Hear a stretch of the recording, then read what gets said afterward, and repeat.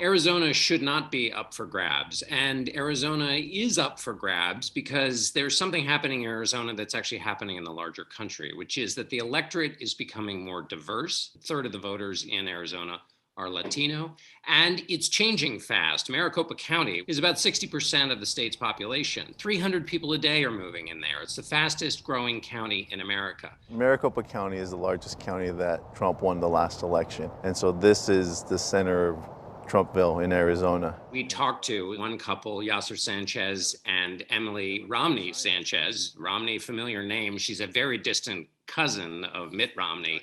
They live in Maricopa County. They live in this crucial county, and they consider themselves conservatives. They have in their front yard an Arizona Republicans for Biden sign. Donald Trump is not right for America.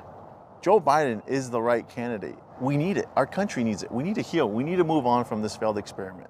The fact that you would have Arizona Republicans for any Democrat in that section and in their neighborhood in particular is notable. And this is not just any old Republican Party. The Republican Party of Arizona has, in the history of the Republican Party, played a signature role. Two of the party's nominees had come from Arizona, Barry Goldwater in 1964 and John McCain in 2008.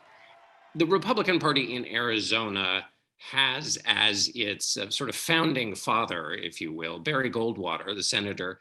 The philosophy of something for nothing, the cult of individual and government irresponsibility, is an insidious cancer that will destroy us as a people. He was constantly pushing back against the changes within American government and within the Republican Party.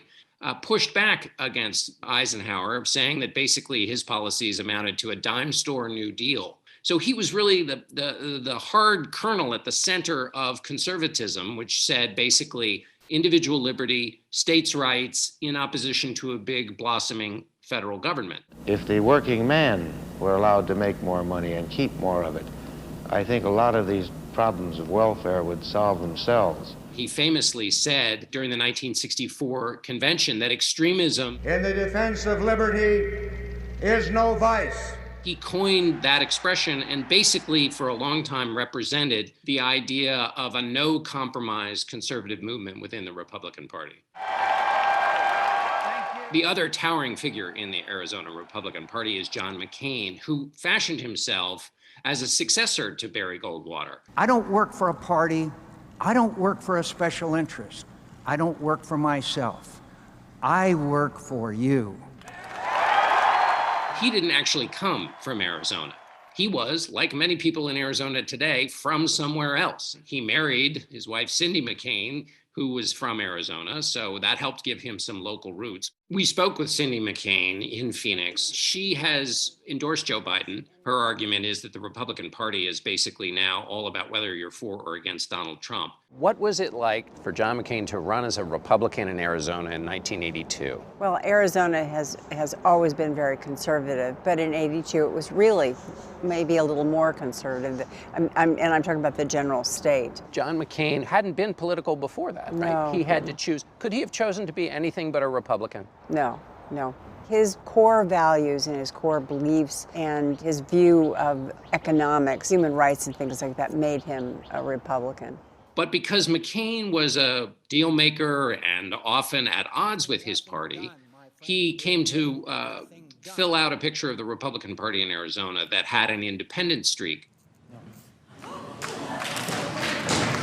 What does John McCain and the McCain family mean in Arizona? Service to country, respect, willingness to put partisanship aside to get things done. Emily, what did it for you in terms of moving you away from the party's nominee? I mean, in a Republican area. I kept thinking, give him a chance, give him a chance. And then he said those things about Senator McCain. He's a war hero because he was captured. I like people that weren't captured, okay? I hate to tell you. I really, really respect veterans. I respect all military personnel. I'm gone.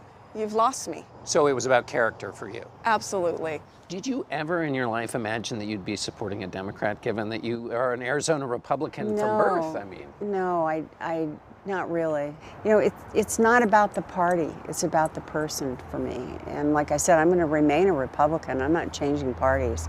I just think that our party right now is misguided. you're not leaving the party. You feel like the party's left you Yeah. in Arizona. Yes. We met Dr. Kelly Ward, the chairwoman of Arizona's Republican Party. One of the tensions of the Republican Party, as you know, in Arizona is you have some famous names, Cindy McCain, Jeff Flake. They say the party's left them. I would like them to tell me what policies the Republican Party has put into place or who has touted that they don't agree with. And I also like to know what policies that Biden and Harris have put on the table that they can't wait to uphold and see put into place. That we would take a reporting trip to Arizona about this election is, on the one hand, surprising because it should be a Republican state, given its history.